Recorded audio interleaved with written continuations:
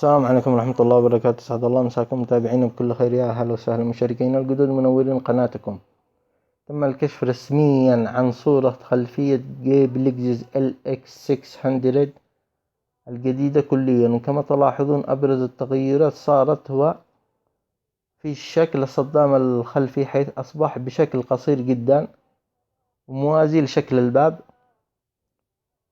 الكشافات الخلفية LED بالكامل شبيهة للكشافات موديل السابق، الزائد فقط خط متصل على كامل الباب الخلفي LED. كما تلاحظون علامة توين تيربو و LX600. وشكرا لكم. لا تنسوا الاشتراك في القناة وتفعيل جرس التنبيهات ليصلكم كل جديد. وشكرا.